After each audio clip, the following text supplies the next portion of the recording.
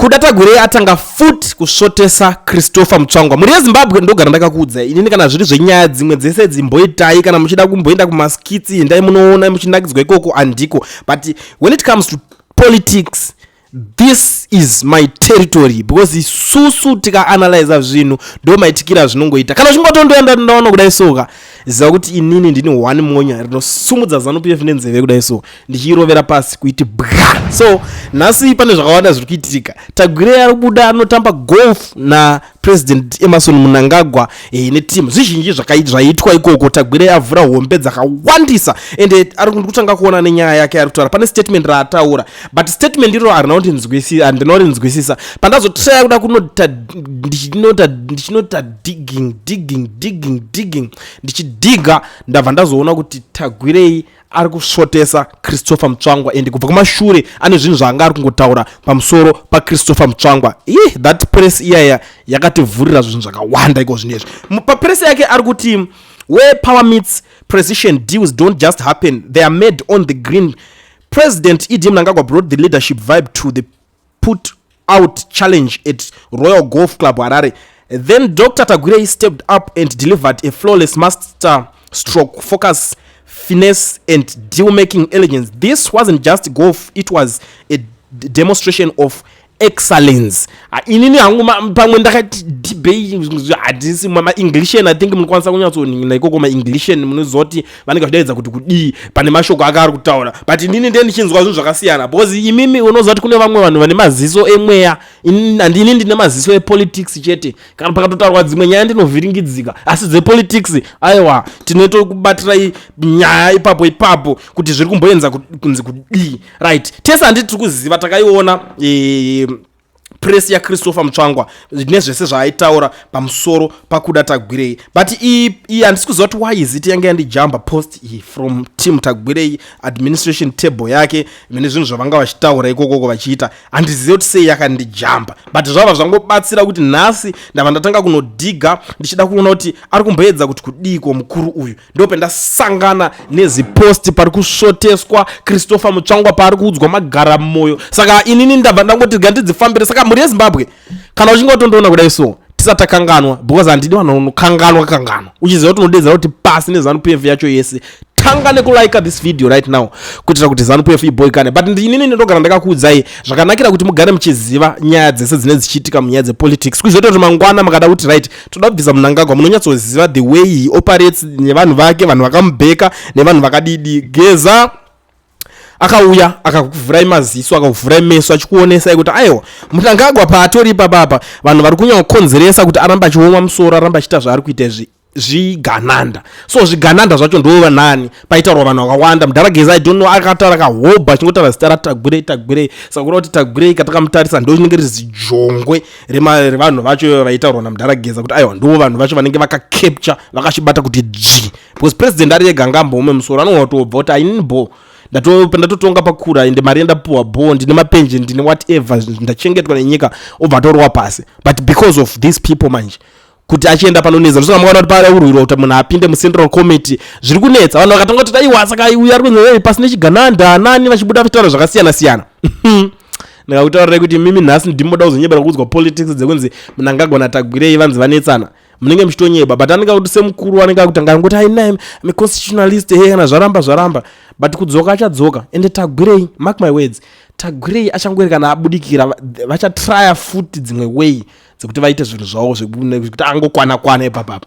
Mark my words, because most of the times munogona kuzokanganwa indokanganwa futika, right? But panapa pane attack iri kubuda panapa ikubuda kuna Tagwirei pari kunzi the 2024 Zimbabwe National Liberation War Veteran Association Congress held in Gweru was not just an electoral process, it was a powerful exhibition of democracy in motion. For all the thunderous press remarks delivered by Ambassador Christopher Mutsvangwa, the ballot box offered a sobering reality check. When democracy speaks, it speaks loud. Here's how the vote unfolded. Comrade Ngube emerged with a staggering 294 votes, a decisive endorsement by war veterans. Comrade Albert Ngube secured 90 votes. Ambassador Victor Matemadanda, currently serving in Mozambique, received 75 votes. And Ambassador Mutsvangwa, just 11 votes, a distant echo in a chamber full of resolute voices. The iron that can't be ignored. Comrade Mutsvangwa has been busy in press conference labeling Vice President Chiwenga and Dr. Tagwirei as unelectable, illiterate, and accusing them of using resources to climb the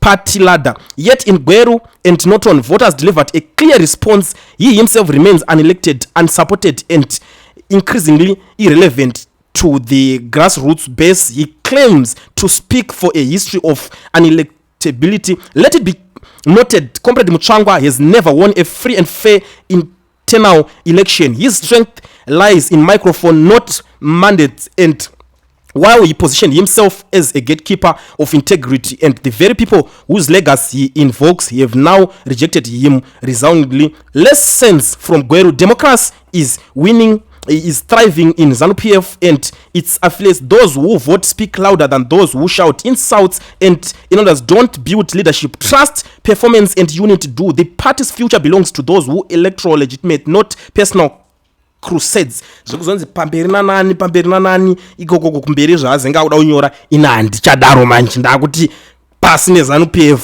pasi namnangagwa wacho, hanzi pasi nemhandu aipapo pampo kuti pasi nemhandu, pasi nadzo futi mhandu dzacho dzinenge dzichitaurwa. Handiti right,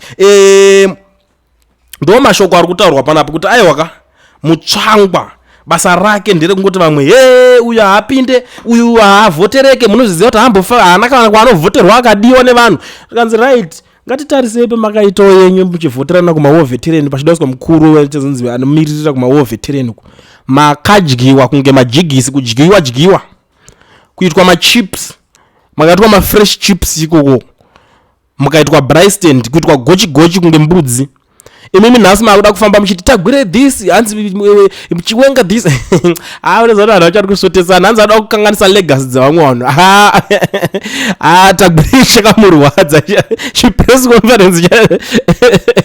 But I don't know kuti why Mutsvangwa achiita zvinhu zvakaita zvizvi kuti vanhu ava vakazotanga kunyazovengana papi, because isusu we know Mutsvangwa semunhu kuti anouya ka labha pakutaurisa zvechokwadi vanotaurisa, but anenge achinzi ari kusapota Mnangagwa manje, ndo panozotinetsa isusu kuti Mutsvangwa anosapota Mnangagwa. Nekusapota kwake kwaanoita Mnangagwa ikoko, Mnangagwa wacho ndiye anotamba naTagwirei. I think kubva day vanhu vari even kuma businesses, it's like they are more like a family. Mnangagwa and Tagwirei they are like a family, more than a family, because vanotoitirana zvinhu zvakatowanda. It's just that zvimwe zvacho imamuzoudzwa kunzi Tagwirei atengera Mnangagwa chakati, hamuzoudzwe zvimwe zvacho, but unozwa kuti vanhu vekuti vanenge vachitoitirana zvinhu zvakatowanda zvakatokura mulife imomo. Wazviona uyu manje ozongobuda ari kuataka uyu, ndo pari kunetsa manje. Ndosaka pai pakazonzi ayewa Mutsvangwa angwara anoenda kunojoina timu yekwa VP Chiwenga iyi ndo iri kunzi yangaenda se yajoinwa naMutsvangwa, because Mutsvangwa ari kuona kuti pana Mnangagwa hapasina future, because vanhu iko zvinezvi vanenge vava kungotika mudhara habhadhare, Mnangagwa habhadhare, akaomera. Ndo zvinhu zvakuti zvakungotaurwa, but iye Mutsvangwa wacho anenge azotaura rafu kuti aiwa uyu mari yake yanayo akaiwana in the party. Ndo kusvotesana kuripo kuri kuitika ipapapo kwatiri kuona, but handisi kuziva kuti what's next for Mutsvangwa, and Mutsvangwa achauya achizoti kudii, because Tagwirei wacho after zvese zvataurika zvese zvaitika vari kubuda vari kutochaya golf vese naMnangagwa wacho papublic. Hazvisi zvokunzi vaenga golf ranga richichaiwa vakawanda, vari kunyatsorichaya vari papublic vachionesana kuti iwe tamba golf itaudai so itaudai tawina tobvadai so. Kwaitwa zvakawanda, panenge patoita kutodyidzana kana chikafu vanogona kunge vatodya vese itaipe kuti vanogona kudya musame plate. But honestly speaking izvi zvinovhiringidza, but kuti ngaita sei tungoonesana chokwadi. This is politics and hakuna chinonzi permanent enemy mupolitics. Mangwana nhasi munhu wamakavenga mangwana anogona kukubatsirai kuita zvinhu. Ndosaka muri kuona kuti vanhu vazhinji vakashamisika kuti ko ukama hwapo hwekutanga uya akudzoka kunowirirana neteam VP Chiwenga anti 2030. What is going on exactly? Andiri kuzviona is because ari kuona kuti right na uyu tikabatana nyaya yangu inoita musoro, asi ndikada kungobuya ndichingomupuka zvisina direction, nyaya yangu inoshaya value. Ndo pane issue, ndo pane saka Tagwirei manje ndiye akaona kuti Tagwirei otonzi apinda mu central committee, saka rakubuda rakuseka rakufinura rakuita zvarinoita kuti Tagwirei angapinda mu central committee. Aiwa mangwana anobva atonzi akutovhoterwa kutoita president, and for sure it's possible, because tarisa vanhu vangani vakasvika vachingotengerwa mota naTagwirei Mutsvangwa hagoni kuzviita. Mutsvangwa is broke, Mutsvangwa haana kana sendi, Mutsvangwa ndiye munhu asina kana, ukatoona kana atinzi ane mari ngaatiprove, ngaatisendere tomupa ka account number tione kuti anopa ani mari yacho. Akabroka Mutsvangwa haana kana sendi, ndo nyaya iripo manje. Saka akuona kuti ngatishandise team iri nototi mari racho haribuditse kuti tingapinda umu tomuti achipinda musendero comment atengere munhu wese mota, atengere munhu wese dzimba. But hazviite muda kushandisa mari kuti munhingirike kwakuda kungoblema mari. But we all know maZimbabweans ese vane nzara, vanotoda zvinhu zvekupuhwa, and iyo haisi secret. Kana mese muchatotoresa nyika zvichoto nyika chirambe chiende kweri kuenda vanhu vari kutengwa. Look at ma role models ese, mese ma voices ese anoda kuti lauda vari kunyararidzwa nemota.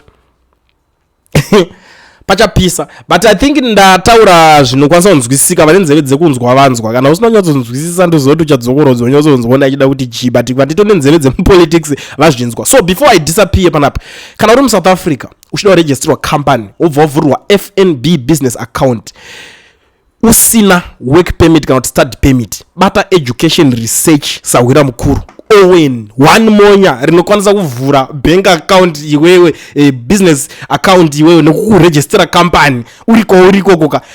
Usina work permit kana study permit, chinongodiwa chete ipapo passport yako chete yonayo, utoziva kuti zimonya rinovhura maaccount rotongosvika rotongokuvhurira kawani. Zvimwe zvese izvi aiwa usasaswera uchiviral waunzaona bank account mukorono. Aiwa, Owen aripo, ndo kubasa kwake, ndo chibasa chakamasa. Contact him on the numbers that are showing on the screen. Izvezvi number ndakupai, rola ma screenshot, torai number idzo dzichengetei, mangwana uchadzicha kukoshera. Usaswera uchinetswa, vamwe vanonetsa kana kuti kondoita sei nyaya dzekuti ndizono ningirikina, because vamwe dambudziko riri kuitika hombe panapa. Dambudziko hombe. Mwana kuti ndiri kunze kweSouth Africa, ndoita sei, ndosangana naye papi, ndoita sei.